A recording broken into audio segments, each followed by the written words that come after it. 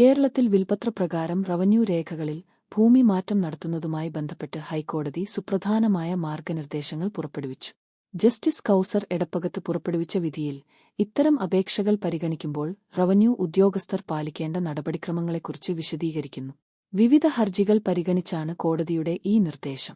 Transfer of registry റൂൾസിൽ മരണപത്രം വഴിയുള്ള പിന്തുടർച്ചയ്ക്ക് പ്രത്യേക വ്യവസ്ഥകളില്ലാത്തത് ചൂണ്ടിക്കാട്ടി ഹർജിക്കാരുടെ അപേക്ഷകൾ വില്ലേജ് ഓഫീസർമാർ നിരസിക്കുകയോ പരിഗണിക്കാതെ മാറ്റിവയ്ക്കുകയോ ചെയ്തിരുന്നു. വിൽപത്രങ്ങളെ ചോദ്യം ചെയ്തുകൊണ്ടുള്ള സിവിൽ കേസുകൾ നിലവിലുള്ളതും സ്വാഭാവിക അവകാശികളുടെ എതിർപ്പുകളും ഇതിന് കാരണമായിരുന്നു.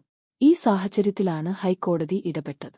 റവന്യൂ ഉദ്യോഗസ്ഥർ ഒരു വിൽപത്രത്തിന്റെ ആധികാരികതയോ സാധുതയോ വിലയിരുത്താൻ പാടില്ലെന്ന് കോടതി വ്യക്തമാക്കി.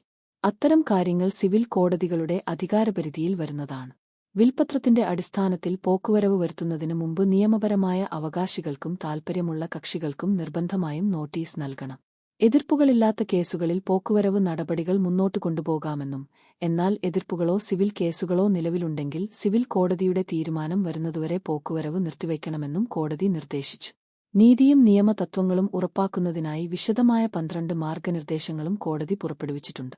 ഇതിൽ പിന്തുടർച്ചാവകാശ സർട്ടിഫിക്കറ്റുകൾ സമർപ്പിക്കൽ, നോട്ടീസ് നൽകൽ, അറിയിപ്പുകൾ പ്രസിദ്ധീകരിക്കൽ, എതിർപ്പുകൾ കൈകാര്യം ചെയ്യൽ, സിവിൽ കേസിന്റെ ഫലം കാത്തിരിക്കൽ തുടങ്ങിയ കാര്യങ്ങൾ ഉൾപ്പെടുന്നു. വിവിധ കേസുകളിൽ കോടതി വ്യത്യസ്ത തീരുമാനങ്ങളെടുത്തു. ഒരു കേസിൽ വിൽപത്രം ചോദ്യം ചെയ്തുകൊണ്ടുള്ള സിവിൽ കേസിന്റെ വിധി വരുന്നത് വരെ പോക്കുവരവ് മാറ്റിവച്ചു. മറ്റൊരു കേസിൽ നിലവിലുള്ള കേസും പോക്കുവരവിനെതിരായ താൽക്കാലിക വിലക്കും കാരണം പോക്കുവരവ് അപേക്ഷ നിരസിച്ചത് ശരിവച്ചു. മറ്റൊരിടത്ത് നിയമപരമായ അവകാശിയുടെ എതിർപ്പ് കാരണം പോക്കുവരവ് അനുവദിച്ചില്ല. വിൽപത്രം വഴിയുള്ള പിന്തുടർച്ചയ്ക്ക് പ്രത്യേക നിയമങ്ങൾ ഉൾപ്പെടുത്തുന്നതിനായി ടിആർ റൂൾസ് ഭേദഗതി ചെയ്യുന്നത് പരിഗണിക്കണമെന്ന് സംസ്ഥാന സർക്കാരിനോട് ഹൈക്കോടതി നിർദ്ദേശിച്ചു.